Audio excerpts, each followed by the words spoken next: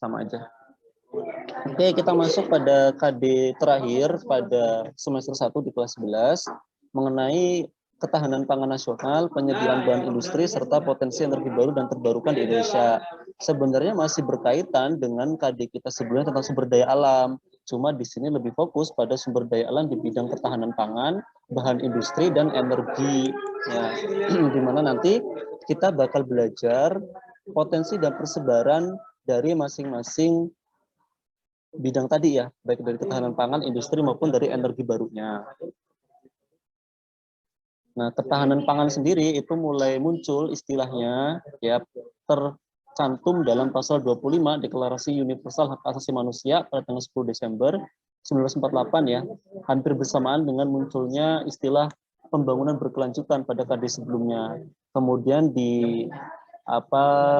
tercantumkan lagi ya dianggap penting pada Kovenan Internasional Hak Ekonomi Sosial dan Budaya pada tanggal 16 Desember 1966 dan terakhir kembali dibahas dan menjadi perhatian utama pada World Food Summit di Roma, Italia pada November 1996. Ketahanan pangan kan berkaitan dengan kecukupan, ya kualitas, keamanan segala macam. Yang menjadi perhatian adalah masalah-masalah dari ketahanan pangan tadi, ya ketidakcukupan pangan atau aksesibilitas yang susah.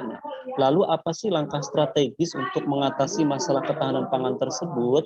Pertama, kita harus memastikan lingkungan sosial politik dan ekonomi yang memungkinkan terciptanya kondisi terbaik untuk perdamaian permanen dan pemberantasan kemiskinan. Jadi dampak dari ketidaktahanan pangan tadi adalah terciptanya kemiskinan di masyarakat. Ya.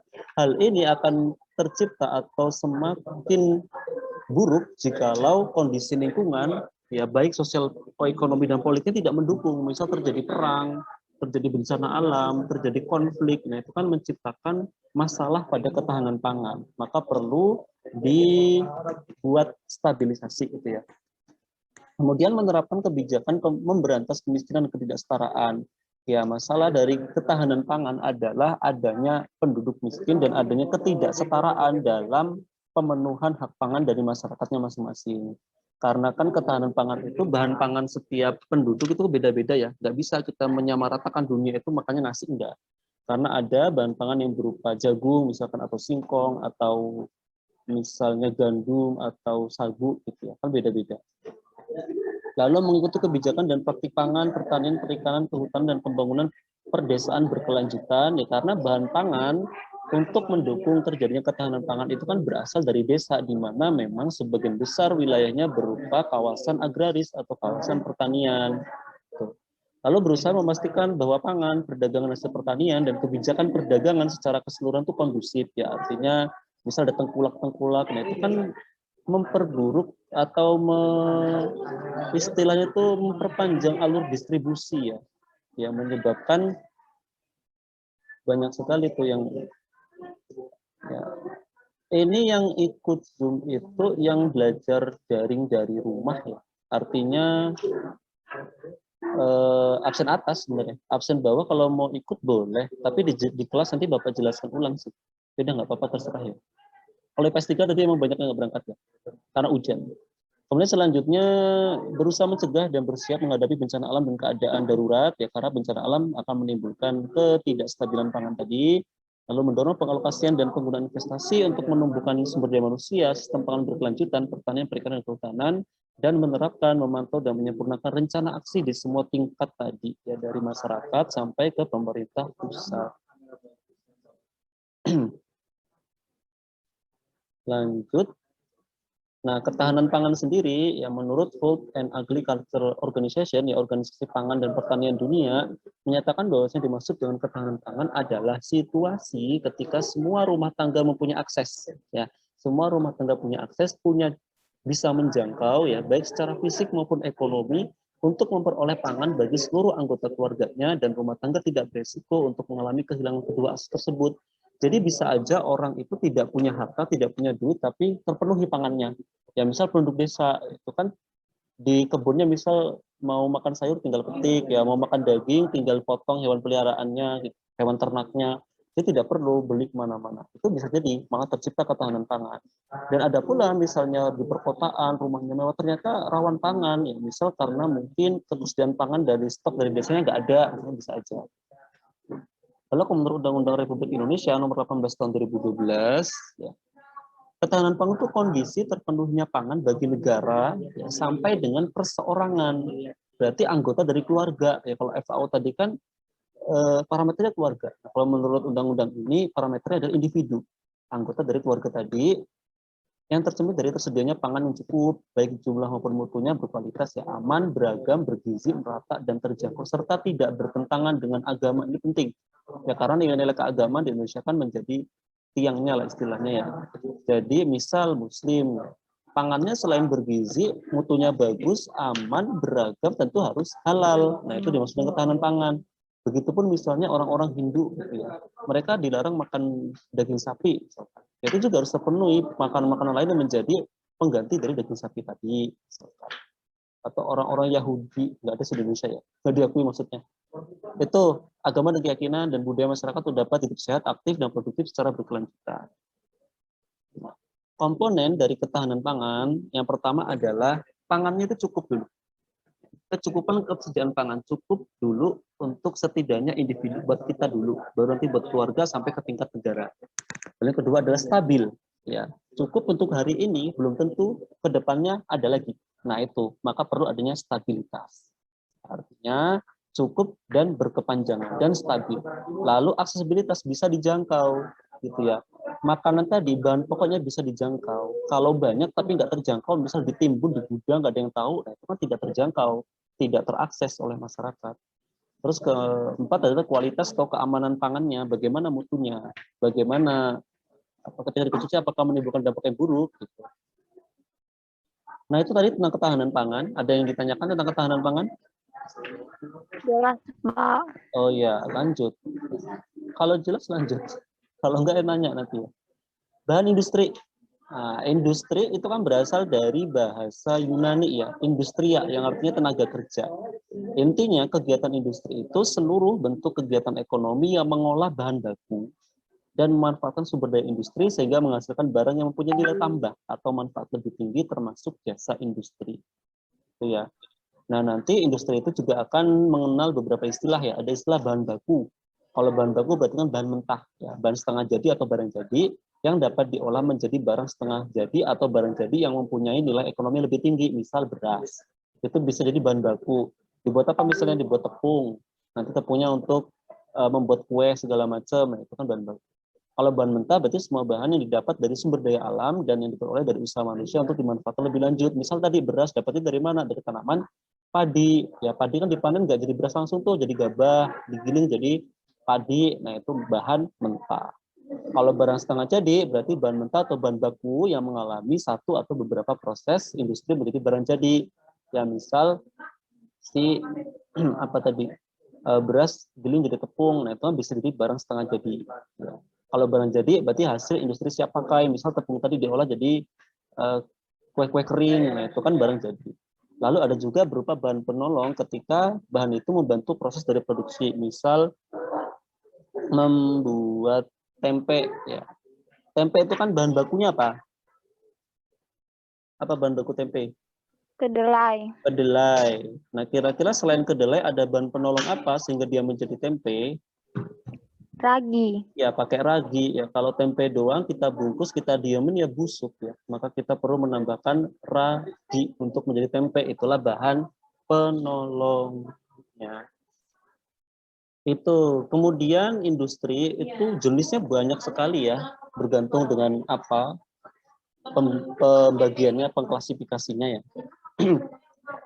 Pertama berdasarkan bahan bakunya, berarti berdasarkan bahan mentahnya tadi, ya bahan baku atau bahan mentah yang sudah diolah beberapa kali, itu industri bisa dibedakan jadi tiga. Ada industri ekstraktif, ya, ada industri non ekstraktif, dan ada industri fasilitatif. Industri ekstraktif itu bahan bakunya langsung dari alam, ya. Misal ini, ya tadi itu usaha makanan, itu kan dari tanaman ya. Dari beras, dari gandum, dari jagung, dari singkong segala macam itu industri ekstraktif, ekstrak yang ngambil dari alam. industri ekstraktif sendiri bisa dibagi jadi dua, ada yang reproduksi, ada yang manufaktur. Reproduksi berarti kan yang berkelanjutan ya, misal pengolahan ikan. Nah, itu kan terus-menerus itu. Terus manufaktur berarti dia mengolah bahan baku jadi setengah jadi atau setengah jadi barang jadi. Misalnya benang. Benang bahan bakunya apa? Apa bahan baku benang? Bulu hewan. Kok benang dari, oh ya bisa dari wool ya, oh ya bisa dari bulu domba ya misalnya, bisa berarti ekstraktif ya, berarti kan benang nanti diolah jadi pakaian segala macam, bisa jadi dari kapas kan bisa, dari ulat sutra itu bisa gitu ya. Terus kedua, industri non ekstraktif berarti bukan dari alam, dari hasil industri lain, misal konveksi itu kan ngambil dari benang, nggak langsung dari alamnya gitu loh maksudnya, jadi dia non ekstraktif. Terus ada industri fasilitatif atau tersier berupa layanan jasa ya, misal industri perbankan, internet, kemudian pariwisata. Nah itu dia industri fasilitatif. Ya, memberikan fasilitas, layanan. Terus kalau berdasar jumlah tenaga kerja dan nilai investasinya, industri bisa dibagi tiga, ada industri kecil, industri menengah, dan industri besar. Industri kecil itu ketika tenaga kerjanya 19 orang dan nilai investasinya itu kurang dari 1 miliar, itu industri kecil ya, misal warung kelontong ya, toko bangunan, nah itu ruko-ruko. Kalau industri menengah dia tenaga kerja 19 orang dengan investasi 1 miliar, atau tenaga kerja 20 orang dengan investasinya 15 miliar ya, misal industri apa, pabrik-pabrik yang agak besar gitu ya. Kalau ada industri besar ketika tenaga kerja 20 orang dan nilai investasinya lebih dari 15 miliar ya, misalnya garmen ya, untuk konveksi skala besar, industri otomotif, nah itu industri besar. Terus kalau berdasarkan hasil produksinya nanti dibagi dua, ada industri berat dan industri ringan. Artinya hasilnya itu, dia industri hasilnya tuh ringan apa berat gitu ya. Kalau yang berat tuh misalnya dia menghasilkan mesin dan alat produksi gitu ya. Pabrik motor ya, galangan kapal, pesawat terbang, bus, truk, nah itu dia industri berat. Menghasilkan traktor misalkan. Kalau industri ringan biasanya barang jadi yang langsung dipakai, bisa makanan, minuman, baju, nah itu kan dia industri ringan. Ya. Kalau berdasarkan lokasinya, nanti industri bagi tiga, ada yang berorientasi pada pasar, ada yang berorientasi pada tenaga kerja, dan ada yang berorientasi pada bahan baku. Yang berorientasi pasar maksudnya itu berorientasi dengan konsumennya. Nah, kira-kira apa industri yang berorientasi pasar? Apa kira-kira? Kira-kira ya? Apa contohnya? Ataji ada? Nggak ada Ataji ya. Aisyah ada nih. Aisyah, Giovanni. Ada. Iya. Apa contoh dari industri yang berorientasi pada pasar? Apa kira-kira? Apa? Apa diulangi? Nggak tahu, Pak. Loh, nggak tahu. Waduh. Ini gambarnya menunjukkan gambar apa sih? Gambar apa itu? Gambar apa ya? Buat kue. Buat kue. Berarti industri apa? Makanan. Industri makanan. Jadi berorientasi pada pasar, pada konsumen itu ketika hasil dari industri itu cepat basi atau cepat ganti gitu ya. Misal makanan itu kan nggak bisa tahan lama-lama, makanya nggak ada tuh yang jual atau buka rumah makan di tengah-tengah hutan, itu kan nggak ada.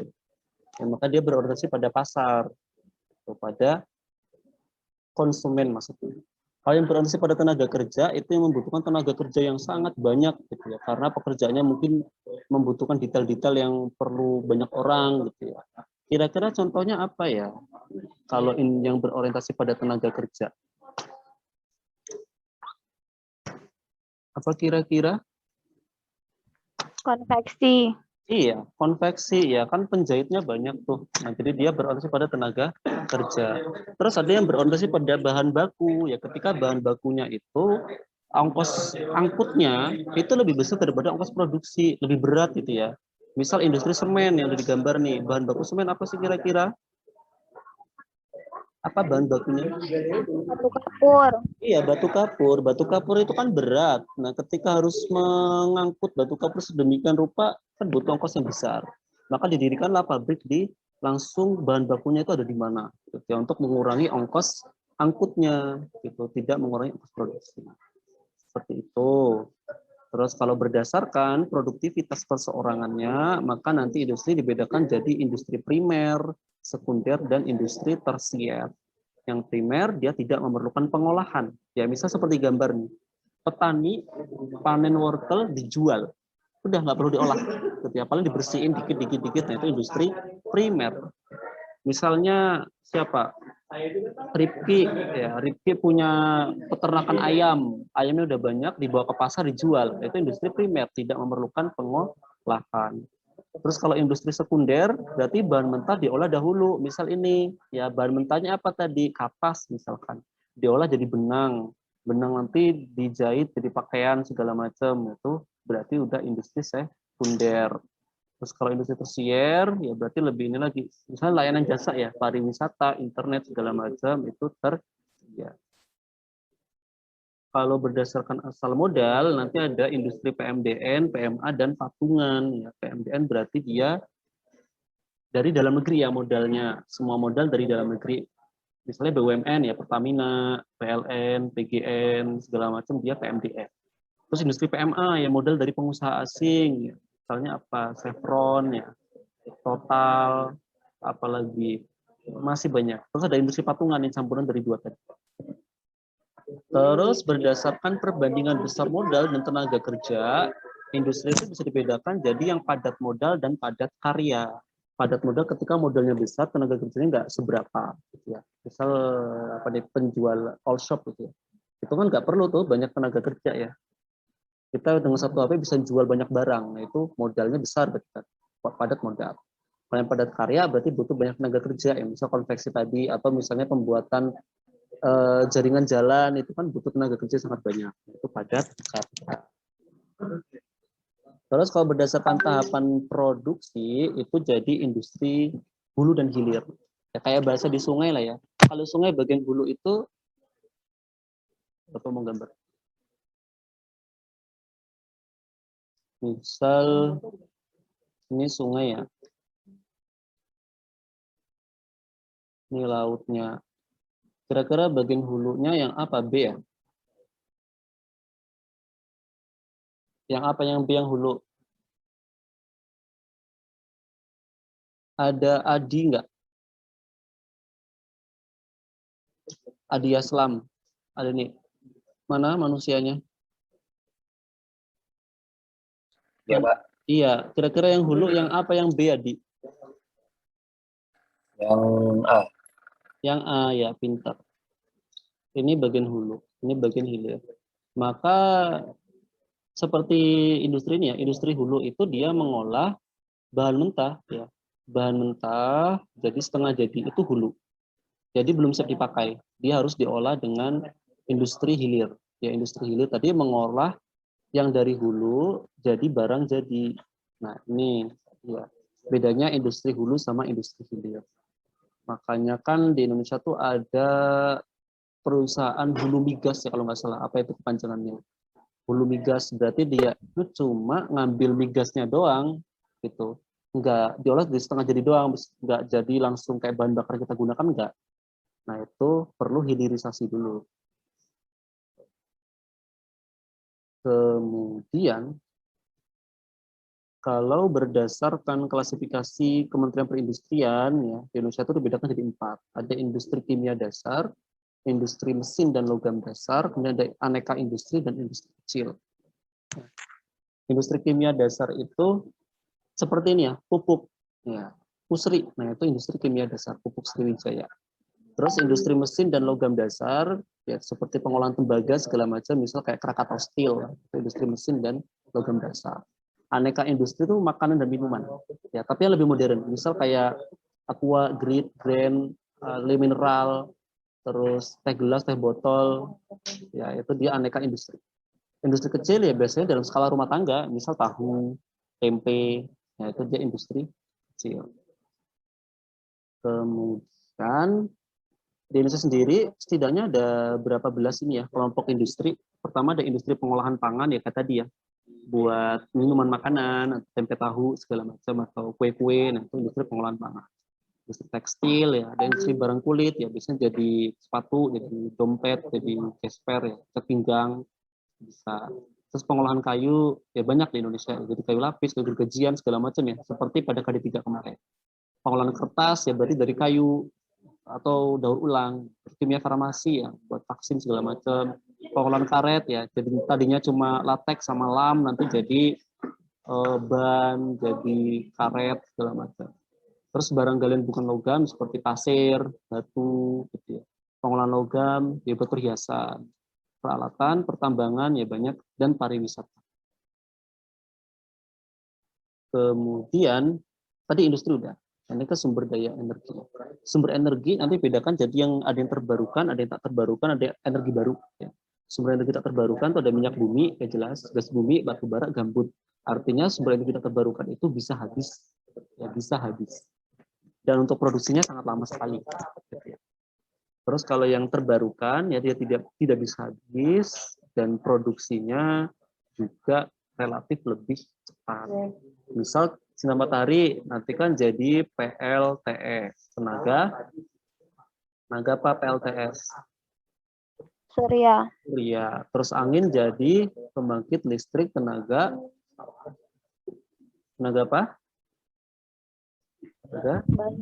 Bayu ya. Terus ada air nanti jadi PLTA, terus panas samudra ya atau OTEC, Ocean Thermal Energy Conversion. Terus nanti ada PLTG yaitu geothermal atau panas bumi. Terus ada PLTMH ya atau mikrohidro. Mikrohidro itu kincir air yang kecil-kecil itu. Terus ada PLTD itu diesel, ada PLTU uap berarti dia memanfaatkan batu bara tadi. Ya. Ada PLTN, nah ini belum ada di Indonesia, pembangkit listrik tenaga nuklir, belum ada. Kenapa sih sumber energi terbarukan itu harus segera dilakukan pengembangan ya? Pertama karena adanya permintaan energi yang semakin meningkat dengan pesat karena industri dan pertumbuhan penduduk yang pesat. Ya, misal kasus kemarin tuh krisis energi di Inggris, krisis energi di India, di Cina ya. Di Libanon bahkan lebih parah ya. Satu negara mati lampu. Kenapa? Batu baranya habis, yaitu karena bahan bakar fosil itu bisa habis, maka perlu ada alternatif. Terus sumber energi fosil tidak terbarukan, iya benar. Terus yang terakhir, sumber konvensional berupa bahan bakar fosil tadi menyebabkan polusi sehingga menurunkan kualitas lingkungan. Maka perlu adanya energi baru. Ya, ini besok ajarnya mulai dari bagian 2. Ya. Kemarin kan sudah dijelaskan tentang 10 wilayah pengembangan industri yang dari timur ke barat ya. Kemudian juga dikenal dengan 10 wilayah pusat pengembangan industri yang dibagi dalam 4 wilayah pembangunan utama. Wilayah pembangunan utama A, pusatnya di Medan, kemudian wilayah pembangunan utama B, pusatnya di Jakarta, kemudian C itu di Surabaya, dan D di Makassar. Nah, kalau Provinsi Lampung itu masuk dalam WPPI 4 ya, bersama dengan Banten, DKI Jakarta, Jawa Barat, Jawa Tengah, dan Yogyakarta, yang pusatnya di Jakarta. Nah, ini dari 10 wilayah pengembangan industri yang dari Papua sampai ke Aceh itu, tidak semua kawasannya merupakan kawasan industri ya, jadi hanya beberapa saja. Kemarin sudah Bapak jelaskan sampai Kalimantan bagian timur ya, di kelas 11 PS 2 kalau nggak salah. Nah, kita lanjut pada WPI ke 3 WPI 3 kalau nggak salah, yaitu Maluku dan Sulawesi bagian utara ya, mencakup Sulawesi Utara, Gorontalo, ya, mencakup Sulawesi Utara, Gorontalo, kemudian Sulawesi Tengah, Sulawesi Tenggara, Maluku, dan Maluku Utara. Yang memiliki kawasan perindustrian itu hanya di Sulawesi Utara, di Sulawesi Tengah, Sulawesi Tenggara, dan Maluku Utara ya. Sulawesi Utara terutama di Manado, di Bitung, di Minahasa Utara, di Minahasa, kemudian Sulawesi Tengah itu di Donggala, di Parigi Motong, di Sigi, di Palu, sama di Morowali ya. Sulawesi Tenggara nanti ada di kawasan Kendari, Konawe Utara, Konawe Selatan, sama Kolaka. Dan di Maluku Utara itu di Halmahera Timur, Halmahera Tengah, dan Pulau Morotai. Nah, hasilnya berupa apa? Di situ ada industri hulu agro, ya berarti hasil dari pertanian, terutama kalau di Sulawesi itu penghasil terbesar dari produk kelapa ya. Nanti dibuat kopra segala macam. Kemudian ada jam ke-7, bukan? Logam dasar dan bahan galian bukan logam ya. Biasanya di Sulawesi itu kebanyakan nikel ya, nikel atau emas. Nah, kalau di Maluku Utara adanya kebanyakan nikel di Kepulauan GB di Halmahera Timur. Lalu ada industri pangan, terutama di kawasan perkotaan, tekstil, serta industri alas kaki dan aneka industri berarti berupa makanan dan minuman ya. Kemudian WPI di Bali dan Nusa Tenggara itu hampir seluruh wilayah di Provinsi Bali, Nusa Tenggara Barat, dan Nusa Tenggara Timur itu merupakan kawasan industri ya, terutama industri hulu agro ya, berarti pengolahan dari produk pertanian berupa sawah biasanya kalau di Bali dan NTB. Kalau ada tekstil, ada alas kaki dan aneka, pangan, barang modal, serta industri komponen dan bahan penolong. Terutama di NTB itu kan ada tambang emas Newmont Nusa Tenggara ya, yang di Pulau Sumbawa. Nah, itu juga diolah menjadi industri untuk barang komponen serta bahan penolong lainnya. Kemudian di WPI Sulawesi bagian selatan, yang mencakup Sulawesi Selatan dan Sulawesi Barat, itu hanya di Sulawesi Selatan saja yang punya kawasan industri, terutama di kawasan Makassar, di Goa, di Maros, di Takalar, sampai ke Bantaeng, ke Jeneponto. Nah, itu berupa hulu agro ya, terutama di sana itu produk dari kopi ya, daerah Toraja itu kan banyak. Kemudian di tekstil, alas kaki dan aneka, pangan, logam dasar serta bahan galian bukan logam, terutama di daerah Sorowako di Luwu Timur itu kan menghasilkan nikel terbesar di Indonesia ya. Kemudian di Sulawesi Barat juga banyak kandungan uranium ya, untuk bahan-bahan apa itu, untuk membangkit listrik segala macam ya. Kemudian wilayah pengembangan industri di Papua Barat itu hanya satu kabupaten saja yang menjadi wilayah industri, yaitu di Teluk Bintuni. Dia ada kimia dasar, berupa migas dan batu bara, karena di Papua Barat tuh banyak ladang migas ya, terutama di Sorong dan di Teluk Tambrau. Kemudian hulu agro, di Papua sudah banyak dibuka perkebunan sawit misalkan, logam dan bahan galian bukan logam, serta industri pangan.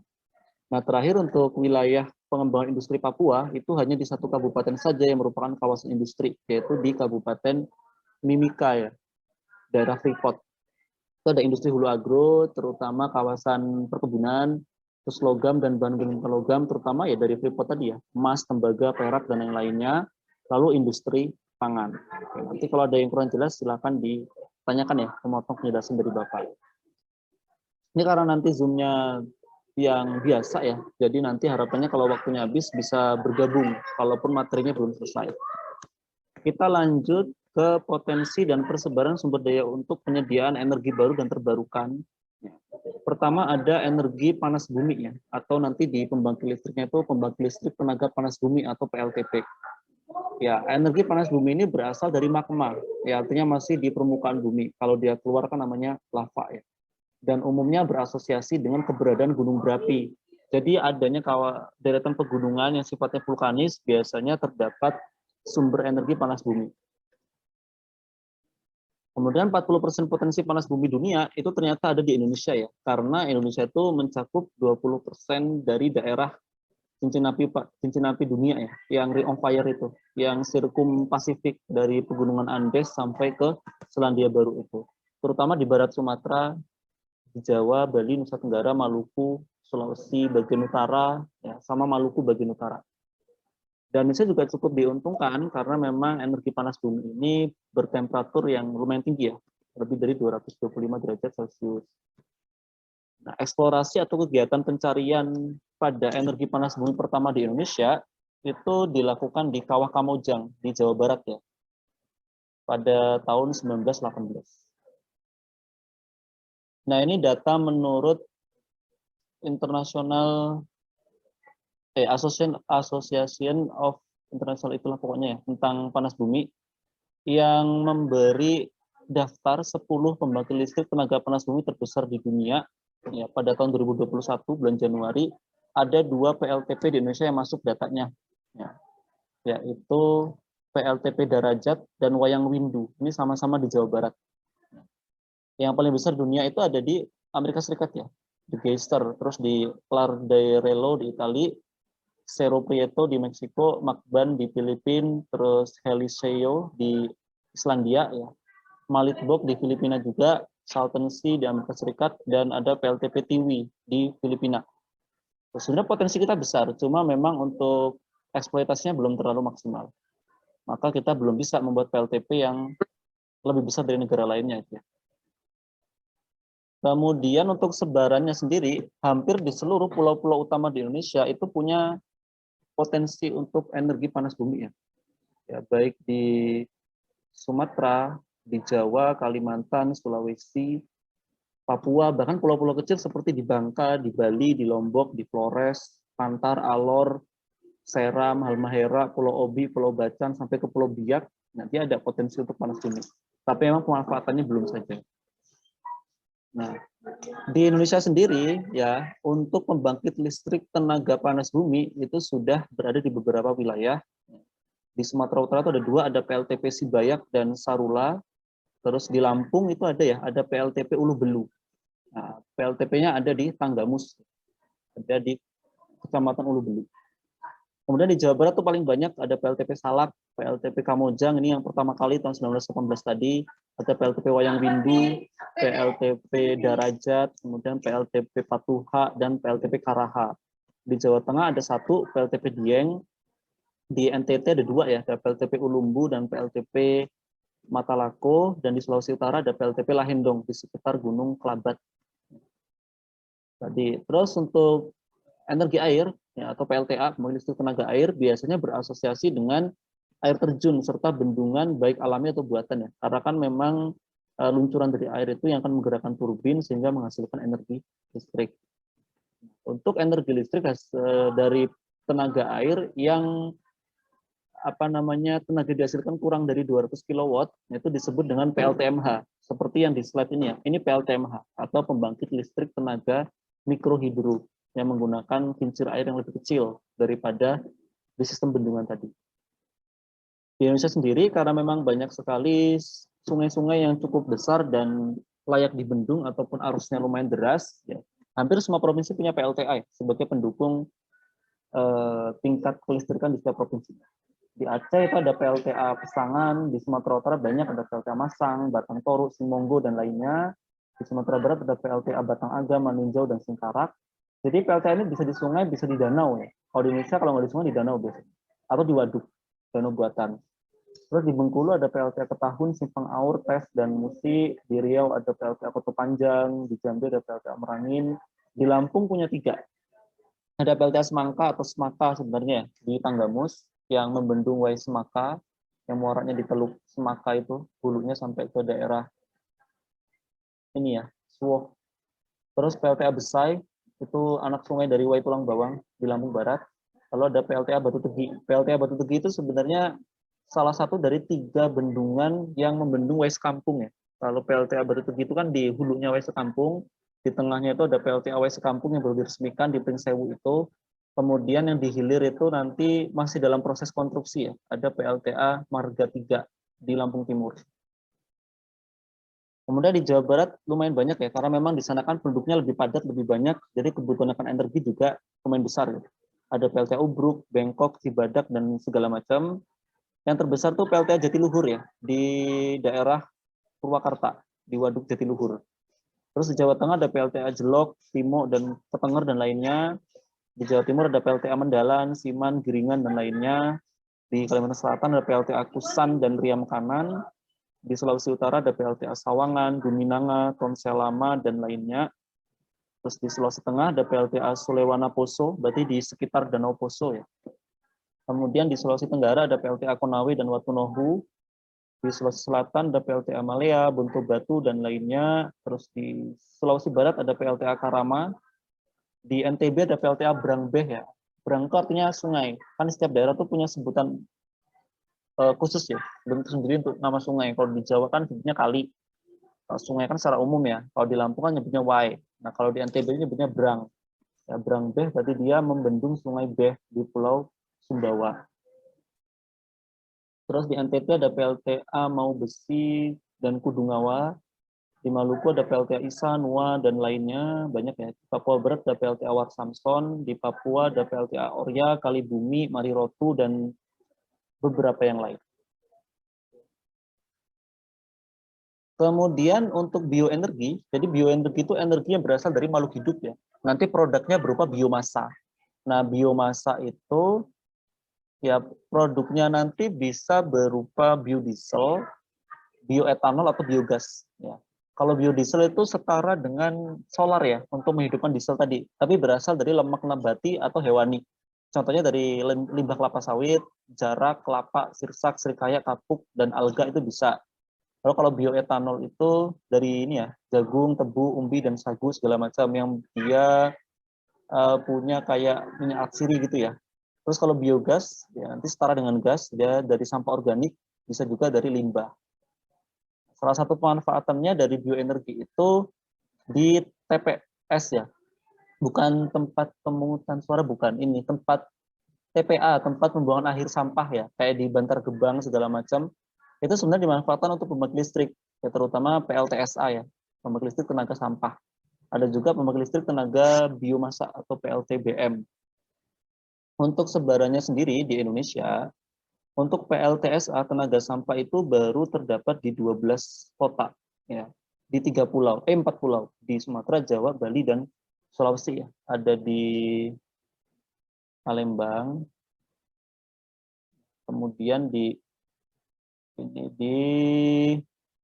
Serang, terus Tangerang, di Jakarta, di Bekasi, di Bandung, kemudian di Semarang,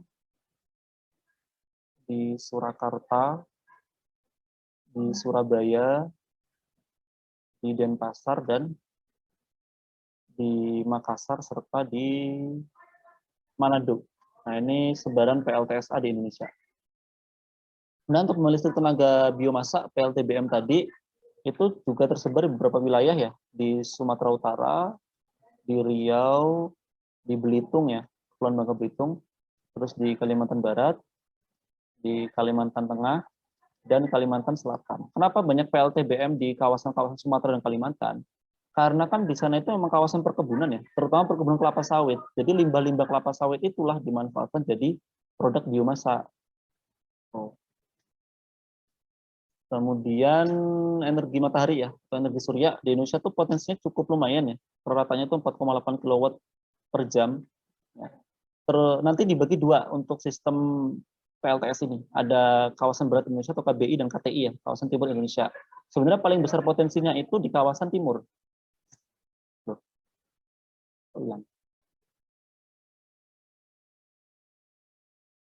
Di kawasan timur Indonesia. Tapi sebenarnya untuk rata-rata intensitas matahari paling lama itu di Sumatera ya, kisaran 5 jam per hari.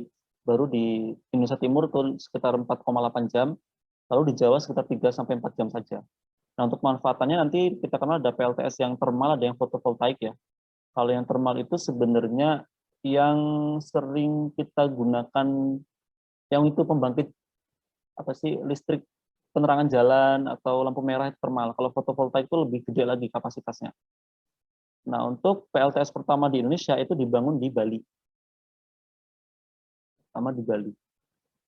Nah, untuk sebarannya di Indonesia itu ada di Jawa Barat ya, ada PLTS Cirata. Itu yang paling besar di Asia Tenggara ya sampai saat ini, di Cirata. Terus di Bali masih ada juga sampai sekarang di Kayu Biji dan Kubu. Kemudian di NTB itu di Gili Terawangan, Gili Meno, Gili Air. Terus di NTT lumayan banyak ya, di Oel Puah, di Raijua, di Nule dan Pura itu di Alor, sama di Solor Barat. Kemudian di Sulawesi Utara ada di daerah Likupang, sisi Tenggara itu di Pulau Kabaina, di Kabaina Timur, di Maluku ada beberapa, di Wetar, kemudian di Banda Neira, di Pulau Panjang, Manawoka, Tior, Pur, Tisar, sama di Kelang, Tahalupu, dan Pulau Tiga. Kalau di Maluku Utara juga cukup banyak ya, di Daruba tuh di Morotai ya, terus di Pulau Medang, Sekotok, Moyo, Bajopulo, Maringkik, dan di Lantung. Nah, untuk energi angin Ya, manfaatnya di Indonesia itu sebenarnya cukup potensial karena kita dilalui oleh angin muson. Apa itu angin muson? Apa ya? Angin yang bergerak 6 bulan sekali ya. Ada angin muson barat dan muson timur. Angin muson barat menyebabkan musim apa? Musim hujan ya.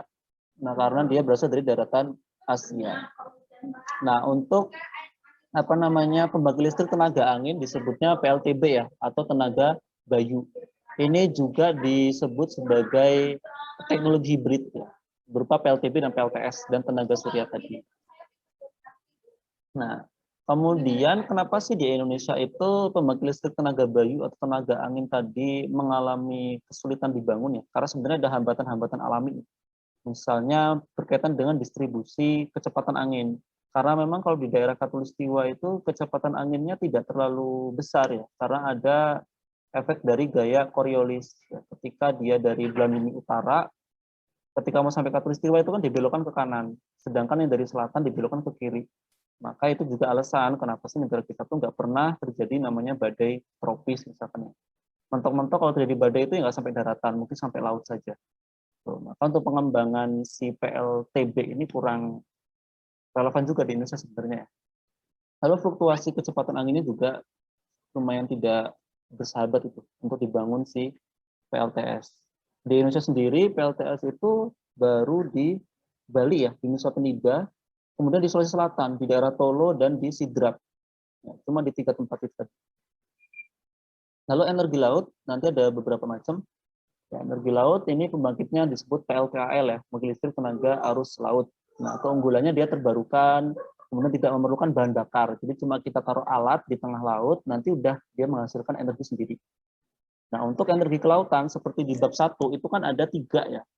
Ada wave energy atau gelombang laut, ada tidal energy atau pasang surut, dan ada OTEC ya, Ocean Thermal Energy Conversion atau panas laut.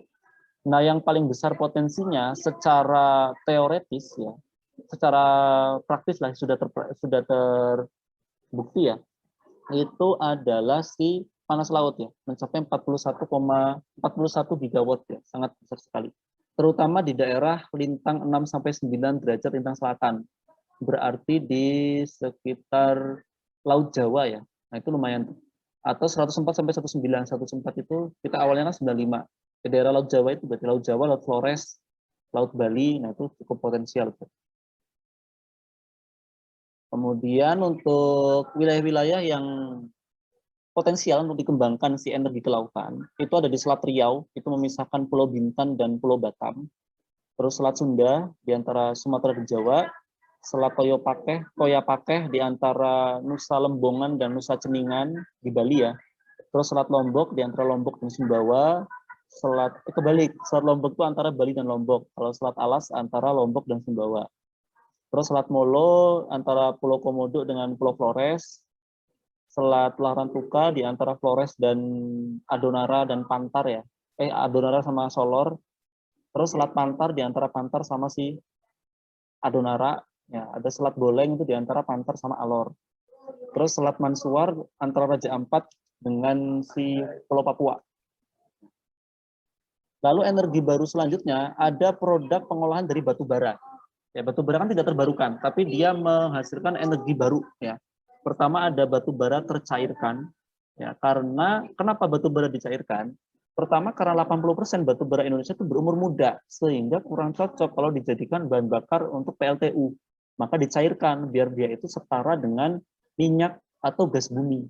Dan nilainya sama ya. Padahal kalau dibuat bahan bakar dia tidak terlalu relevan gitu ya. Dilakukan dengan proses likuifaksi batu bara. Nah, kalau batu bara yang tergaskan sebenarnya itu produk sampingan ketika kita sedang mencairkan batu bara. Ketika cair ada gasnya, yaitu namanya batu bara tergaskan. Ya. Nah, melalui proses gasifikasi ya, menambahkan udara dan uap pada batu bara mentah kemudian dipanaskan pada suhu tinggi. Nah, karbon dalam batu bara itu bereaksi dengan air dan oksigen, menghasilkan gas ya segala macam. Lalu ada gas metana batu bara, ini yang paling rendah kalorinya dibanding batu bara yang lain. Prosesnya pun agak beda ya, dia mengalami pengeringan atau dewatering baru perekahan, itulah gas metana batubara. Paling besar di Sumatera dan Kalimantan karena memang untuk produksi pertambangan batubara dan batubara ya itu kan di Sumatera, kedua di Kalimantan. Kemudian energi nuklir.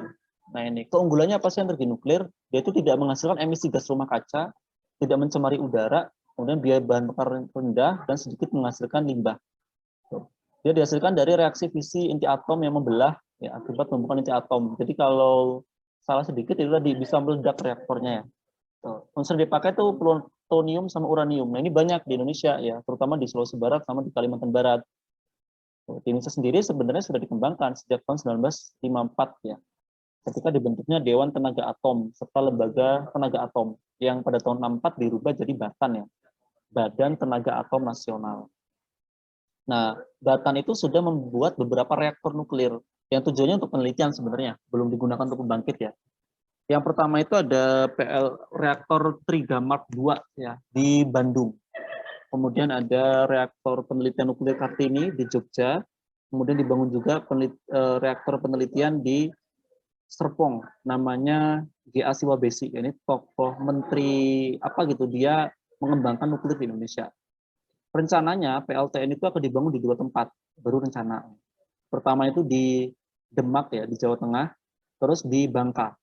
Ya, itu dipilih di situ. Terus selanjutnya ada energi hidrogen. Hidrogen itu gas yang sangat mudah terbakar dan unsur kimia yang paling ringan. Ya, perangkat energi ini menghasilkan fuel cell. Dia bersih dan bebas polusi. Ya, ini harusnya dikembangkan. Nah, kenapa di Indonesia itu energi baru terbarukan belum terlalu populer? Pertama, karena biaya produksinya itu relatif lebih tinggi daripada energi konvensional. Ya. Terus SDM kita terbatas, pendanaannya juga terbatas. Ya, untuk anggaran dari pemerintah untuk pengembangan energi itu sangat minim sekali. Tuh. Lalu pembangkit listrik EBT itu tidak bisa ditransportasikan, nggak bisa dipindah-pindah. Gitu ya. Jadi tergantung dengan sumber daya alam yang ada di wilayah itu. Lalu industri pembuatan komponennya itu kita belum ada, maka kadang sering impor. Itu yang membuat kita nanti dulu deh gitu ya. Oke, bagian 2-nya selesai. Ada yang ditanyakan? Yang mau nanya nggak? Nggak ada? Ada orang nggak ini? Enggak, Pak. Ya. Oke, kita lanjut. Ini tadi dihapus dulu. Bagian terakhir. Oh, mau dihapus. Nah. Bagian terakhir. Nah, kita buka ulang.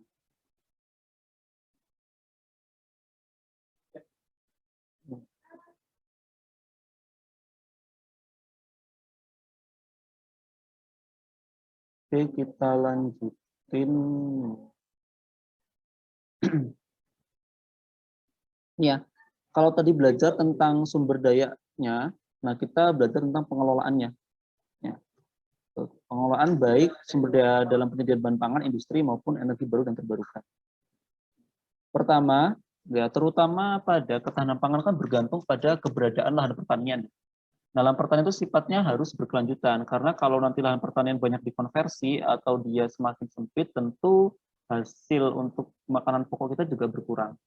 Nah, apa yang harus kita lakukan untuk menjaga kelestarian dari lahan pertanian tersebut ya? Karena kemarin kan terbagi 2 ya lahan pertanian itu. Ada lahan pertanian berupa sawah, ada juga yang bukan sawah atau lahan kering.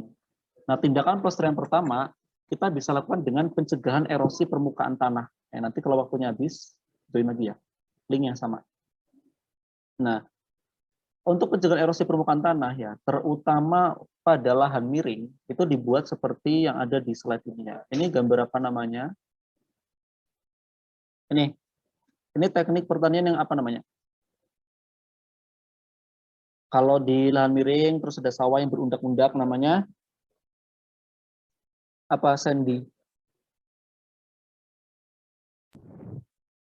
Terasering. Kamu Sandy itu kelas IPS 1 ya? 2 ding ya? Oh iya. 2. Terasering ya? Terasering atau sengkedan. Kalau di Bali itu disebutnya subak ya. Atau subak. Ya. kan kearifan lokal di sana ya. Nah, ini tujuannya kan untuk mengurangi laju erosi ya. Erosi itu kan pengikisan. Ya, kalau kelas 10 sudah belajar tuh kalau erosi oleh air namanya kan ablasi ya. Kalau oleh gelombang namanya abrasi, kalau oleh angin deflasi, kalau oleh es namanya eksarasi.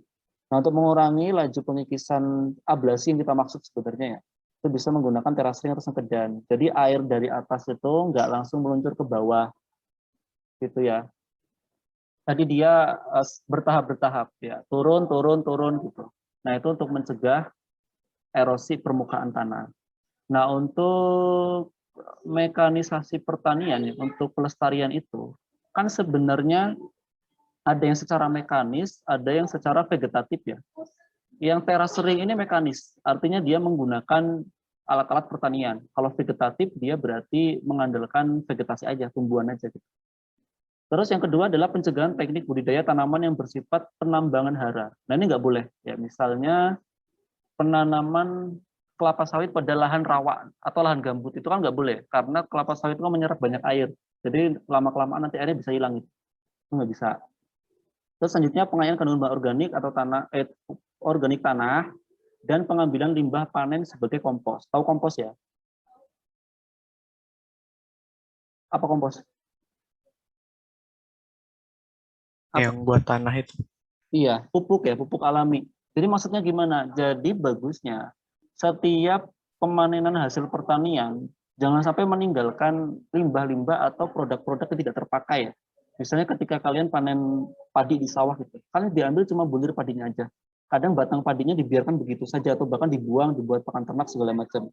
Sebenarnya itu bisa dimanfaatkan sebagai kompos ya, sebagai pupuk alami bagi sawah tadi. Jadi ketika habis panen, padinya udah diambil, kemudian di batang padinya itu kita babat ya, kita tumpuk di atas lahan yang sudah panen, dibiarkan busuk dulu, baru dibajak. Nah, itu namanya pemulsaan ya, pemulsaan atau mulching. Ya. Misalnya gini, ada beberapa gulma itu yang mengganggu sekali ya, misalnya eceng gondok. Kalau ada eceng gondok di perairan tuh biasanya kan sudah terindikasi airnya tercemar. Nah, untuk mengatasi eceng gondok yang perkembangannya sangat pesat sekali, ya itu bisa dimanfaatkan sebagai teknik mulching tadi, pemulsaan. Eceng gondoknya ditumpuk di atas lahan bekas panen, kemudian nunggu agak busuk, dibajak. Itu namanya pemulsaan. Lalu dilakukan pergiliran varietas ya, atau crop rotation. Pergiliran tanaman. Apa tujuannya? Biar unsur hara yang habis itu tidak itu-itu saja. Misal ketika kalian punya lahan sawit ya dari nenek moyang Mbah Buyut sampai sekarang masih sawit aja, pasti hasil panennya itu bakal menurun atau stagnan ya. Jadi harusnya dilakukan pergiliran tanaman. Jadi ketika jangan sawit lah, kalau saya tanaman keras ya susah, dia harus bertahun-tahun. Misal nanam singkong gitu, berapa kali panen harusnya dirubah ya, nanam yang lain dulu agar unsur hara untuk si singkong tadi tidak habis gitu. Ketika ditanam lagi ya akan tetap subur. Itu namanya crop rotation. Lalu penanaman multivarietas ya, atau menanam banyak sekali jenis tumbuhan di satu lahan, satu hamparan. Itu namanya tumpang sari ya kalau orang kita nyebutnya. Tujuannya apa? Ya untuk penganekaragaman tanaman, ketika panen juga kita lebih banyak mendapatkan hasil yang lebih variatif gitu ya. Lalu pengayaan jenis populasi mikroba bermanfaat, penerapan integrasi tanaman ternak ikan. Nah ini kita sebut dengan teknik minapadi. Ya. Minapadi itu ketika kalian punya sawah, terus kalian pelihara ikan. Tapi ikannya jangan sifatnya merusak, jangan lele, jangan apa itu jangan. Ya ikan mas, ikan gurame itu boleh. Asalkan memang sawahnya airnya stabil ya. Nah, jadi itu terjadi mutualisme nanti ya. Si sawah itu dapat pupuk dari kotoran ikan, kemudian si ikannya dapat makanan dari serangga-serangga yang mau jadi hama di sawah itu. Petani juga seneng ya, selain panen padi, mereka dapat ikan. Nah, itu namanya minapadi. Kemudian pengendalian terhadap organisme pengganggu tanaman. Ya, boleh menggunakan pupuk kimia atau segala macam boleh, asalkan sesuai takarannya. Karena kalau yang berlebihan itu tidak baik, nanti malah mengurangi tingkat kesuburan dari tanah. Ya, ini secara rasional ya. Terus pencegahan perusakan fisik maupun akibat aktivitas manusia seperti penebangan pohon atau segala macam itu kan tidak baik. Lalu yang paling penting adalah pemberian penyuluhan kepada para petani agar mulai terjadi mekanisasi pertanian agar produktivitasnya meningkat dan segala macam. Ya. Terus pengelolaan sumber daya penyediaan bahan pangan, ya, terutama harus dengan konsep lahan pertanian pangan berkelanjutan. Ya. Ketika bidang pertanian itu ya, dilindungi dan dikembangkan ya, sesuai dengan kearifan lokal masing-masing. Ya, nanti akan tercipta kemandirian pangan dan kedaulatan pangan. Ya, dimaksud dengan kemandirian pangan itu, ketika pemenuhan pangan di negara itu, ya, dia dari hasil dalam negeri sendiri. Ini Bapak absen dulu deh ya, nanti yang lain. Tadi sampai ke mandirian pangan. Intinya pokoknya pemenuhan pangan dari ini dari dalam negeri ya, itu kemandirian pangan. Nah, kalau si kedaulatan pangan maksudnya itu setiap kelompok masyarakat terserah dia mau menjadikan bahkan suatu itu bahan makan pokoknya apa gitu ya. Misal kita kan rata-rata makan nasi. Nah, nggak boleh juga memaksakan orang-orang Papua untuk makan nasi ya. Karena mereka punya makanan pokok sendiri, misalnya sagu, gitu kan, papeda segala macam. Kenapa begitu? Ya, kalau misalnya orang Papua sudah lebih suka makan nasi daripada papeda, itu akan menjadi masalah ke depannya. Karena orang Papua itu nggak ada yang nyawah ya. Gitu. Jadi mereka itu kan budayanya lebih mencari, nggak pernah menanam gitu ya, mencari nanti tumbuh sendiri, habis nyari lagi gitu. Jadi kalau seperti itu nggak bisa, nanti takutnya terjadi. Termasuk kita juga ya, karena terjadi globalisasi, pengen niru-niru orang Barat, sarapannya roti, siangnya burger, malamnya apa, nah itu menjadi bencana juga. Karena bahannya kan dari gandum tuh. Nah kita nggak ada sawah gandum tuh nggak ada. Ya pasti kan padi. Nah, nanti akan membebani pada kebutuhan pangan kita juga. Kemudian untuk sumber daya industri, ya, terutama dari asal bahan bakunya. Kalau dari asal bahan bakunya kemarin kan industri itu kebagi jadi 3 ya. Ada ekstraktif, ada yang non ekstraktif, dan ada yang apa satunya fasilitatif. Kalau ekstraktif bahan bakunya dari apa? Dari alam ya.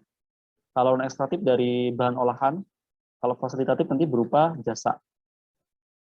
Nah, kalau sumber daya alam ya bahan sumber daya alam lagi. Kalau bahan baku industri itu yang tidak terbarukan ya, yang ekstraktif tadi misalnya, tentu harus dilakukan penghematan. Kemudian kalau dia sifatnya memiliki limbah, ya tentu harus menggunakan teknologi yang ramah lingkungan. Kemudian tadi ya harus ada optimalisasi pada kinerja proses produksi. Jadi harusnya ketika kita produksi suatu sumber daya ya harusnya tidak menimbulkan limbah sedikit pun. Bagusnya gitu. Lalu untuk pemanfaatannya agar tetap ramah lingkungan dan berkelanjutan, kita kenal dengan istilah 4R ya. Ada reduce atau pengurangan, ada reuse atau penggunaan kembali, ada recycle atau pengulangan kembali, dan ketambahan satu ya, ada recover atau pemulihan. Kalau pengurangan ya biasanya sumber daya alamnya mungkin tidak terbarukan, jadi harus kita hemat-hemat tuh biar nggak habis. Penggunaan kembali ya mungkin ketika masih bisa kita gunakan ya boleh, atau pengulangan kembali ya didaur ulang. Yang pemulihan ini biasanya industri yang melibatkan pada perubahan bentuk fisik alam ya. Misal penambangan. Penambangan itu kan harus dilakukan pemulihan atau kegiatan pasca tambang ya. Misal kalian menambang batu bara, itu kan menggali karena sistem tambangnya kan tambang terbuka. Setelah selesai kan menimbulkan lubangnya sedemikian besar ya. Jadi harus direklamasi dulu, kemudian dibiarkan karena kan pasti ada tuh unsur-unsur kimia hasil pemurnian dari barang tambang yang masih tersisa. Ya, termasuk sekarang Freeport di Papua. Nah, itu masih beroperasi aja, tapi kalau nanti emasnya hilang, tembaganya habis, segala macam, yang ditinggalkan ya hanya gunung yang memiliki lubang yang besar, ya, kosong begitu luasnya. Nah, itu juga nanti pasca tambangnya agak repot itu. Lalu akibat dari sumber daya alam bahan baku industri tadi yang rata-rata tidak terbarukan, maka kita mengenal dengan istilah industri hijau ya atau green industry, di mana proses produksinya itu lebih mengefisien dan mengefektifkan tanpa harus menghasilkan limbah ya. Kemudian untuk bahan bakarnya juga mulai menggunakan energi baru terbarukan. Kemudian dia sudah tersertifikasi eco-label ya, artinya mulai dari produksi, distribusi segala macam itu tidak merugikan lingkungan. Nah, untuk energi baru dan terbarukan, ya, di Indonesia itu ada kebijakan energi nasional. di mana dia berprinsip pada 3 hal. Pertama berkeadilan, kemudian berkelanjutan, dan berwawasan lingkungan. Keadilan akses energi ini yang belum bisa diciptakan, terutama di kawasan 3T ya, yang terdepan, terdalam, terpencil, terluar, nah itulah pokoknya lah ya. Nah itu dia kan belum terakses oleh energi. Ya. Misalnya harga BBM antara di Jawa dengan Sumatera dengan di Papua itu kan berbeda-beda. Ya. Kemudian berkeadilan, ya. Lalu kemandirian energi. Nah ini tadi, dengan adanya kebijakan energi nasional itu harapannya ada kemandirian energi. Ya, artinya ketersediaan energi dalam negeri itu memang dipasok dari dalam negeri, tidak mengandalkan impor dari negara lain. Ya. Apa ini? Kemudian ketahanan energi ya, terjaminnya pasokan energi dalam negeri, ya baik dari sumber dalam negeri maupun luar negeri. Nah, kebijakan energi nasional Indonesia itu terbagi dalam 2, ya, ada kebijakan utama dan kebijakan pendukung. Kebijakan utama pada kebijakan energi nasional itu terdiri dari 4 hal. Yang pertama tentang ketersediaan, kedua adalah pengembangan, yang ketiga itu pemanfaatan, yang keempat adalah mengenai cadangan energi. Pada ketersediaan energi, ya kita itu harus mulai meningkatkan eksplorasi dan eksploitasi. Eksplorasi itu pencarian, kalau eksploitasi dia ini ya, pengambilan manfaat. Nah, karena memang energi kita itu rata-rata peninggalan dari zaman kolonial dan tidak pernah direstorasi gitu ya. Meningkatkan keandalan sistem produksi ya, peralatannya dimodernisasi dulu lah. Terus mengurangi ekspor dari energi fosil, mewujudkan seimbangan antara laju penambahan cadangan serta laju produksi, serta terjaminnya daya dukung lingkungan. Maka pentingnya AMDAL, analisis mengenai dampak lingkungan kemarin, itu penting sekali.